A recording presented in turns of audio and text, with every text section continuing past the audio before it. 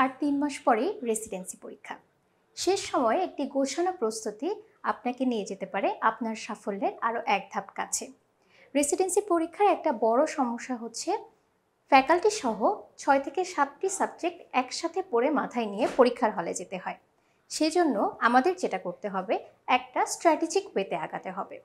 প্রতিটা সাবজেক্টের কোন জায়গাগুলো বেশি গুরুত্বপূর্ণ, কোন জায়গায় ফোকাস করতে হবে, কোথা থেকে বেশি প্রশ্ন আসার সম্ভাবনা আছে, শেষ সময়ে এই জিনিসগুলোই আপনাকে বারবার রিভিশন দিয়ে মাথায় রাখতে হবে। এভাবেই কিন্তু পরীক্ষায় আপনি সফল হতে পারেন। আজকে আমরা কথা বলবো বায়োকেমিস্ট্রি সাবজেক্ট নিয়ে, যেটাকে আমরা মোটামুটি ভাগ করি মেটাবলিজম, ভিটামিনস, মিনারেলস এবং আরও কিছু ছোট টপিক নিয়ে। এখানে কোন জায়গাগুলোতে ফোকাস করলে আপনি সহজে বেশি প্রশ্নের উত্তর দিতে পারবেন, সেটাই আমাদের আজকের লক্ষ্য। আমরা প্রথমে চলে যাব মেটাবলিজম পোর্শনে। আমরা যদি মেটাবলিজমের দিকে তাকাই, আমরা কিভাবে শুরু করব? দেখেন, মেটাবলিজম প্রথমেই শুরু হয় কি high energy phosphate, low energy phosphate আছে, এই জায়গাটাকে আমাদেরকে একটু ইন্ট্রোডিউস করতে হবে। সাথে এই মেটাবলিজমের বিভিন্ন যেই পাথওয়ে আছে, সেই পাথওয়েগুলো কোথায় হয়, কোনটা মাইটোকন্ড্রিয়াতে, কোনটা সাইটোপ্লাজমে হয়, সেটা মনে রাখতে হবে। এই ক্ষেত্রে আমরা যেটা করতে পারি, যেই পাথওয়েগুলো মাইটোকন্ড্রিয়াতে হয় সেটা আমরা মনে রাখবো, তার মানে এর বাদে বাকি যেই পাথওয়ে আছে সবই কিন্তু সাইটোপ্লাজমে হয়। এরপর যদি আমরা মেটাবলিজমের ভিতরে চলে যাই স্পেসিফিকভাবে, সেখানে আমাদের মাস্ট রিড রেসপিরেটরি সাইকেল। এরপর কার্বোহাইড্রেট মেটাবলিজমের মধ্যে আমাদেরকে মাস্ট জানতে হবে গ্লাইকোলাইসিস,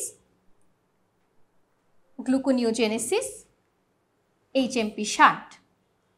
এইগুলোর ক্ষেত্রে আমরা কি জানব? প্রত্যেকটা সাইকেলের ক্ষেত্রে আমাদেরকে জানতে হবে সাইকেলটাতে কি সাবস্ট্রেট, সেখান থেকে কি উৎপন্ন হচ্ছে, কয়টা এটিপি তৈরি হচ্ছে, আদৌ তৈরি হচ্ছে কিনা। এমন অনেক সাইকেল আছে যেখানে কিন্তু কোনো এটিপি তৈরিও হয় না বা ইউজও হয় না। সেই ব্যাপারগুলো আমাদেরকে ফোকাস করতে হবে। সাথে এখানে কোনো কোএনজাইম আছে কিনা, কমপ্লেক্স আছে কিনা, এখানে কি কি এনজাইম কাজ করছে, রেট লিমিটিং এনজাইমকে, সেই ব্যাপারগুলোতে আমাদেরকে ফোকাস করতে হবে। এখন যেহেতু এসবিএ অ্যাড হয়েছে, সাথে আমাদের বিভিন্ন স্টিমুলেটিং ইনহিবিটরি ফ্যাক্টর হিসেবে কি কি আছে সেগুলো জানতে হবে। এরপর আমরা চলে আসি প্রোটিন মেটাবলিজমে।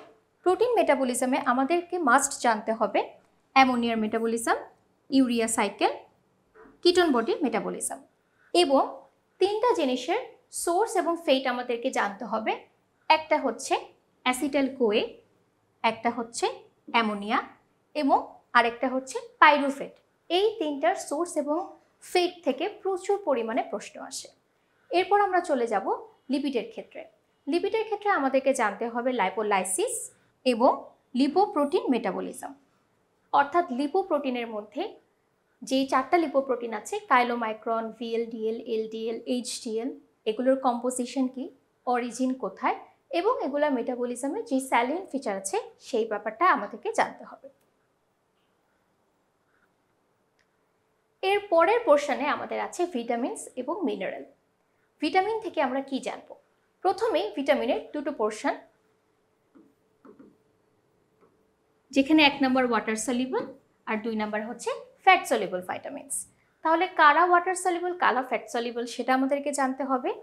এবং এই প্রত্যেকটা ভিটামিনের কি সোর্স, তাদের সিনোনিম আছে কিনা। কারণ দেখা যায় পরীক্ষার সময় ভিটামিন এ না বলে আমাকে রেটিনল বললো, রেটিনয়িক অ্যাসিড বললো বা বিটা ক্যারোটিন বললো, আমি যেন বুঝতে পারি এটা ভিটামিন এ, এবং তাদের আদার কোনো ফর্মস আছে কিনা, অর্থাৎ তারা যদি কোএনজাইম হিসেবে কাজ করে সেই কোএনজাইমগুলোর নাম আমাকে জানতে হবে।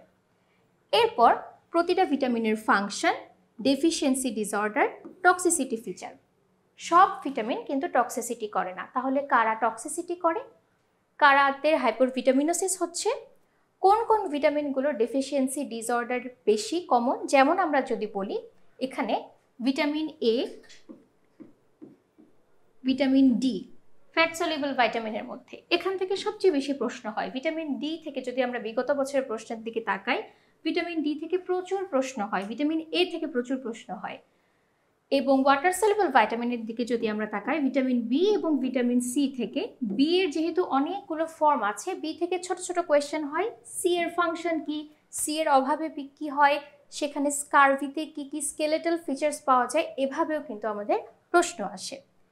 এছাড়া আরও কিছু প্রশ্ন আসে, যেমন ভিটামিন ডেফিসিয়েন্সিতে কী কী হয়, অর্থাৎ অ্যানিমিয়া করে কোন কোন ভিটামিন ডেফিসিয়েন্সি, কোন ভিটামিন ডেফিসিয়েন্সিতে ডার্মাটাইটিস হচ্ছে, কোন ভিটামিন ডেফিসিয়েন্সিতে ডিমেনশিয়া হচ্ছে, কোথায় নিউরোপ্যাথি হচ্ছে, কারা হোমোসিস্টিন লেভেল ডিক্রিজ করতে বডিতে হেল্প করে, এই ধরনের প্রশ্ন কিন্তু হয়ে থাকে। এরপর আমরা চলে আসছি মিনারেলসে। মিনারেলসে প্রথমেই আমাদেরকে জানতে হবে কারা ম্যাক্রো মিনারেলস, কারা মাইক্রো মিনারেলস। মাইক্রো মিনারেলসের মধ্যে মাইক্রো মিনারেলসকে যে ট্রেস এলিমেন্ট বলে, এদের নামগুলো খুব ভালো করে আমাদের মনে রাখতে হবে, কারণ এইটার সাথে অপশানে কিন্তু আমাদের ম্যাক্রো মিনারেলসের একটা প্যাচ লেগে যাওয়ার সম্ভাবনা আছে। এরপরে আমাদেরকে স্পেশাল অ্যাটেনশন দিতে হবে জিঙ্ক, কপার, ক্যালসিয়ামে। ক্যালসিয়াম থেকে প্রচুর পরিমাণে প্রশ্ন হয়, ক্যালসিয়াম কি কাজ করে, কিভাবে কাজ করে, বডির ক্যালসিয়াম লেভেল কোন কোন হরমোন রেগুলেট করে, ক্যালসিয়াম বাড়লে কি হবে, কমলে কি হবে, এই ব্যাপারগুলোতে ফোকাস করতে হবে। এরপরে আসি কপার। কপারের কি ফাংশন, কপার ডেফিসিয়েন্সিতে কি হয়, জিঙ্কের কি ফাংশন, জিঙ্কের ডেফিসিয়েন্সি ফিচার্স এবং জিঙ্কের যদি টক্সিসিটি হয় সেই ক্ষেত্রে কি হয়, এই ব্যাপারগুলো আমাদেরকে জানতে হবে। এরপরে আমরা আসি আরও কিছু ছোট ছোট টপিক থেকে বিগত বছরে বিভিন্ন সময় প্রশ্ন এসেছে, যেমন বেসাল মেটাবলিক রেট। এখান থেকে আপনাকে কি জানতে হবে, এটা কি জিনিস এবং আমাদের বডিতে কি কি ফ্যাক্টর বিএমআর কে এফেক্ট করে, কার কার ক্ষেত্রে বিএমআর বেশি বা কার ক্ষেত্রে কম হবে। পিইএম বা প্রোটিন এনার্জি ম্যালনিউট্রিশন, এখানে আছে কোয়ারশিয়ারকর এবং ম্যারাসমাস, এই দুটো ডিজিজে কি কি ফিচার হয় সেটা জানতে হবে।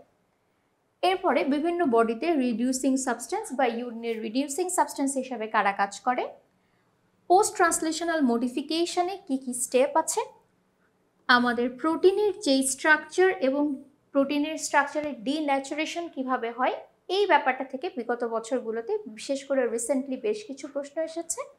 এবং কিছু টেস্ট, যেমন ইউরিন আরএমইতে আমরা কি কি দেখি বা ওজিটিটি কিভাবে করে, এগুলো কিন্তু বিভিন্ন সময় আমাদের অপশানে দিয়ে দেয়। আমার মনে হয় এই ব্যাপারগুলোতে যদি আপনারা পড়ার সময় ফোকাস করেন, তাহলে আপনাদের প্রস্তুতিটা অনেক সহজ হয়ে যাবে এবং আপনারা চেষ্টা করবেন যে যেখান থেকেই পড়ুন না কেন, আমাদের রেজোনেন্স আছে, কারো যদি স্টাডি ম্যাটেরিয়াল অন্য কিছু হয়, কোনো নোট, কোনো বই, যেখান থেকেই পড়েন না কেন, সব আপনার ইনফরমেশন এক জায়গায় নিয়ে আসার চেষ্টা করবেন। কারণ পরীক্ষার আগে এই বই থেকে একটু, ওই নোট থেকে একটু, এভাবে করে পড়ার সময় কিন্তু আপনি পাবেন না। একটা গোছানো যদি কোনো ম্যাটেরিয়ালস আপনার কাছে থাকে, সেখান থেকে পড়লে আপনি অল্প সময় রিভিশনের মাধ্যমে একটা ভালো পরীক্ষা দিতে পারবেন। সবাইকে অনেক অনেক শুভকামনা।